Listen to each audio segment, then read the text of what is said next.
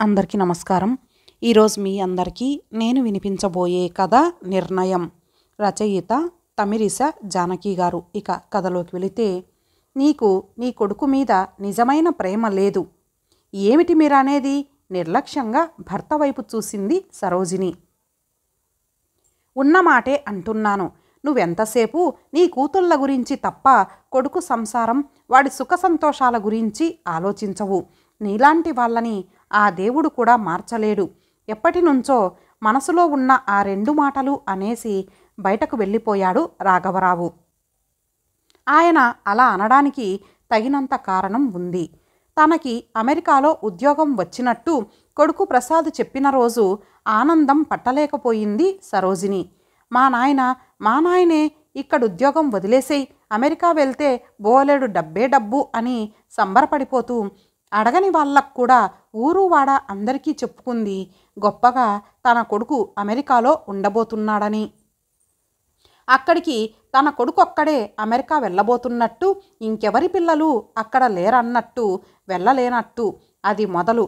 అక్కడి నుంచి ప్రసాద్ ఫోన్ చేసినప్పుడల్లా ఆవిడ మాట్లాడే మాటలొకటే.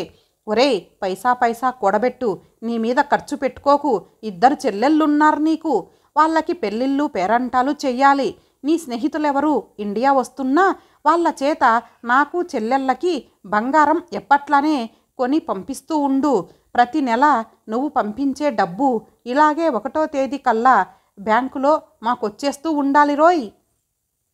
భార్య మాటలు విని విని చీదర పుట్టింది రాఘవరావుకి. తను ఉద్యోగం చేస్తూనే ఉన్నాడు కదా, పూర్తిగా వాడి మీదే ఆధారపడి బతుకుతున్నట్టు ఎందుకలా వాడిని ఊదరగొట్టటం? వాడు కూడా ఊపిరి పీల్చుకోవాలా వద్దా? చాలా పొదుపుగానే ఉంటూ నెల నెల డబ్బు పంపడమే కాక 2 చెల్లెళ్ళ పెళ్ళిళ్ళకి తనే డబ్బు ఖర్చు పెట్టాడు ప్రసాద్. ఆ తర్వాతే తను చేసుకున్నాడు పెళ్ళి. అప్పట్నుంచి తల్లిపోరు మరింత ఎక్కువైంది.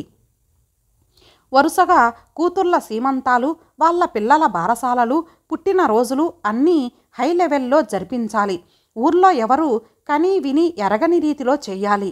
దానికి తగినట్టుగా కొడుకులుంగారు డాలర్లు వెదజల్లాలి. ఒరే, అమెరికాలో ఉన్నావు నువ్వు, నీ తాహత్కి తగ్గట్టు మేమిక్కడ జరిపించాలి. మన చుట్టాలందరికీ కళ్ళు కుట్టాలి. అందరూ నా చుట్టూ భజన చేస్తూ తిరగాలి. నాకు తెలుసులే నీకు అమ్మంటే ఎంత ప్రేమో, నీ చెల్లెళ్ళకి నువ్వంటే ఎంత అభిమానమో ముందరి కాళ్ళకి బంధం వేసేది. అన్నగారు పంపించే డబ్బు కోసం తప్ప నిజంగా ఆ చెల్లెళ్ళ మనసులో అన్న మీద ప్రేమ పొంగిపోవట్లేదన్న సంగతి రాఘవరావుకి మాత్రమే తెలుసు. వాడికి పెళ్ళయింది. వాడి సంసారం వాడిని హాయిగా సవ్యంగా చేసుకొనిచ్చేలా వీళ్ళు లేరు అన్న చింత ఆయనకి బాగా పట్టుకుంది. అమెరికాలో ఉద్యోగం చేస్తున్నాడు. మాకో కారు కొనిపెట్టకూడదా అన్నయ్య? తల్లి దగ్గర పెద్ద కూతురు రమ గారాలు పోయింది ఓ రోజు. చెల్లెళ్ళు మీరు కాక పొరుగింటి నుంచి వచ్చిన ఆ కోడలు మహమ్మారి అనుభవించడానికా నా కొడుకు సంపాదించే డబ్బు? చూస్తూ ఉండు, 4 రోజుల్లో మీరు కారు కొనుక్కోవడానికి డబ్బు పంపాలని వాడికి ఫోన్ చేస్తాను అన్నది సాధించింది సరోజిని. ఇంకా రెండో అల్లుడు మటుకు ఊరుకుంటాడా? తప్పలేదు ప్రసాద్కి ఆయన గారికి కూడా సమర్పించుకోవడం. తన భార్యాపిల్లల కోరికలు అనగదొక్కుతూ, చెల్లెళ్ళవి ఇంటి అల్లుళ్ళవి గొంతెమ్మ కోరికలు తీరుస్తూ, వాళ్ళ గుమ్మాల్లో ఖరీదైన లేటెస్ట్ మోడల్ కార్లు నిలబెట్టిన కొడుకుని ఏమాత్రం మెచ్చుకోలేకపోయాడు రాఘవరావు. వాళ్ళకి లేఖితనం నేర్పుతున్నాడు చేజేతులా అనిపించింది. పులిమీద పుట్రలా పెద్దల్లుడికి ఉద్యోగం పోయింది. ఆఫీసులో ఏదో గోల్మాల్ చేశాడని పీకేశారు. కాళ్ళు తన్ని పెట్టుకొని సిగరెట్టు మీద సిగరెట్టు కాలుస్తూ హాయిగా ఇంట్లో కూర్చుంటున్నారు. ఎవడి మోచేతి కింద ఉద్యోగం చెయ్యను, నా బావమరిది అమెరికాలో ఉన్నాడు, ఆ మాత్రం చెల్లెలి కుటుంబాన్ని పోషించలేడా అంటూ అందరి దగ్గర వాగుడు మొదలెట్టాడు. దానికి తందానా తానా తల్లి కూతురు. ఎత్తుకెత్తు మరో కుటుంబాన్ని పోషించాలంటే ఈ రోజుల్లో మాటలా? ఒక్క తిండితోనే అయిపోదు కదా. ఇంకో ఇళ్ళన్నాక ఎన్ని ఖర్చులు, అందులో పైగా పిల్లల చదువులకయ్యే ఖర్చు అంతా ఇంతానా ఈ కాలంలో? నీకిదేం రోగమే? కొడుకుని కాపురం చేసుకొనివ్వవు. ఆ కూతురికి అల్లుడికి బుద్ధి లేకపోతే నీ బుద్ధి బుర్రా ఎక్కడికి పోయాయి? సీరియస్గానే అన్నాడు రాఘవరావు. కానీ సరోజినికి కావలసిందల్లా కోడలు సుఖపడకుండా ఉండడమే. ఎప్పుడు చెల్లెళ్ళ రందితో కొడుకుని మనశ్శాంతికి దూరం చేస్తుంటే ఆటోమేటిక్గా ఆ భార్యాభర్తల మధ్య గొడవలొస్తూనే ఉంటాయి. దానివల్ల కోడలు ఏడ్చుకుంటూ కీచులాడుతూ కాపురం చేస్తుంది. ఇంకా సుఖం ఎక్కడుంటుంది దాని మొహానికి? అదే ఆవిడకు కావలసింది. తన అన్న కూతుర్ని చేసుకోమంటే మేనరికం చేసుకోవడం ఇష్టం లేదంటూ ఈ పిల్లని చేసుకున్నాడన్న కక్ష పీకల దాకా ఉంది ఆవిడకి. నిజంగా కొడుకు మీద ప్రేమ ఉన్నదైతే వాళ్ళ కాపురంలో తంపులు పెట్టాలని ఎందుకనుకుంటుంది? తల్లి ఏడ్చే దొంగ ఏడుపులతో, చెల్లెళ్ళ సంసారాల సమస్యలతో మెంటల్గా చాలా అప్సెట్ అయిపోతున్నాడు రాను రాను ప్రసాద్. తండ్రి కూడా రిటైర్ అయ్యాడు. ఆ రోజు ఫోన్లో తల్లి ఒక పెద్ద పిడుగు పెడేసింది. చిన్నల్లుడు గారు ఉద్యోగం మానేసి వ్యాపారం చేయదలుచుకున్నారట. బిజినెస్ చేస్తారటరా. నువ్వు పెట్టుబడి ఇవ్వాలి. ఎంతైనా నీ చెల్లెలి మొహం చూసి ఇవ్వకుండా ఎలా ఉంటావు? 2 రోజులు పిచ్చి పట్టినట్టు ఆలోచించాడు ప్రసాద్. ఆ విసుగు చిరాకు చూపించుకునేందుకు భార్య ఉందిగా. ఎన్నాళ్ళని ఆ భార్య మటుకు భరిస్తుంది? అమెరికాలో ఉన్నామన్న పేరే గాని చిన్న చిన్న సరదాలు, చిన్న చిన్న కోరికలు కూడా తీర్చని భర్తని భరించడమే కాక అతని విసుగులు, చిరాకులు, అలకలు ఎన్నాళ్ళని భరించాలి అన్న ఆవేదన ఆమెని కృంగదీస్తోంది. పెళ్ళిళ్ళై ఇన్నేళ్ళైనా పిల్లలు పెద్దవాళ్ళవుతున్నా అక్కడ వాళ్ళు స్థిరపడట్లేదు. ఇక్కడ తమని మనశ్శాంతితో బతకనివ్వట్లేదు. వాళ్ళందరూ ఇక్కడి నుంచి వస్తున్న డాలర్లతో దర్జాగా గడుపుతున్నారు. తమకే ఓ ఇల్లంటూ కొనుక్కోవడానికి డబ్బుల్లేవు. ఇక్కడ ఇన్నేళ్లుగా ఉంటున్నా కూడా ఇల్లు లేదు. అందుకే భర్తతో ఓ రోజు అనేసింది, చిన్నల్లుడు గారు బిజినెస్లో పెట్టిన డబ్బంతా హుష్కాకి దివాలా తీశారని ఫోన్ వచ్చిన రోజు. ఆ రోజు ఇలాంటి వాళ్ళ వల్ల మన ఇద్దరి మధ్య దూరం పెరగడం మీకు బాగుందా? కోపంగా చూశాడు. నీకసలు ప్రేమాభిమానాలు ఉంటేగా. చిర్రెత్తుకొచ్చిందామెకి. తన సంసారాన్ని తను పోషించుకోక ఇంకొకటి మీద ఆధారపడిపోయి పైలా పచ్చీస్గా గడిపే వాళ్ళ అడుగులకి మడుగులొత్తుతూ జీవితం గడిపితేనే ప్రేమ అభిమానాలు ఉన్నట్ట? అయినా నాకు తెలియక అడుగుతాను, వాళ్ళవే నా కుటుంబాలు, వాళ్ళవే నా సంసారాలు, మనది సంసారం కాదా? మీరు, నేను, మన పిల్లలు మనదొక కుటుంబం కాదా?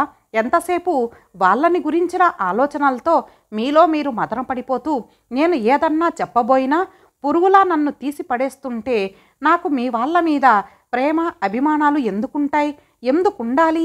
ఏ ఆడదానికైనా అత్తగారు మంచిదైనా కాకపోయినా పువ్వుల్లో పెట్టి చూసుకుంటూ ప్రేమ చూపించే భర్త ఉంటే సంతోషిస్తుంది. దానికి నోచుకోలేదుగా నేను. అలాంటప్పుడు నాలో ప్రేమ అభిమానాలు ఎందుకుంటాయి వాళ్ళ మీద? తెల్లబోయాడు ప్రసాద్. ఏదు నిజం అతని మొహాన్ని పాలిపోయేలా చేసింది.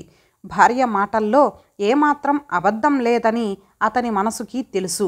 కానీ ఒప్పుకోవడానికి అతనిలో ఉన్న అహంకారం అడ్డొచ్చింది. ప్రతిరోజులాగే ఆ రోజు పొద్దున్నే రేడియో ఆన్ చేద్దామనుకున్నాడు రాఘవరావు. కానీ రేడియో స్థానంలో రేడియో లేదే. ఇదిగో సరోజిని, రేడియో లేదిక్కడ. ఇక్కడి నుంచి తీసి మరెక్కడైనా పెట్టావా? ఇప్పుడు ఆ రేడియో లేకపోతే ఏమైపోతుంది? చిన్నమ్మాయి వాళ్ళు కావాలంటే ఇచ్చేశాను. నిన్న రాత్రి మీరు నిద్రపోయాకొచ్చి పట్టుకెళ్ళింది. ఇచ్చేయడం ఏమిటి? పొద్దున లేచింది మొదలు రాత్రి పడుకునేదాకా నాకు కాలక్షేపం అదే అని నీకు తెలుసు కదా. అయితే మాత్రం బాధేం ఉంది? అలాంటివి ఎన్నైనా కొనివ్వగలడు మన అబ్బాయి. రేపే వాడికి ఫోన్లో ఓ ముక్క చెప్తాలేండి. దానికోసం ఈ నెల మరి కాస్త ఎక్కువ డబ్బు పంపుతాడు. సిగ్గు లేకపోతే సరి, నువ్వు ఈ జన్మకి మారవు. ఒళ్ళు మండుకొచ్చింది రాఘవరావుకి.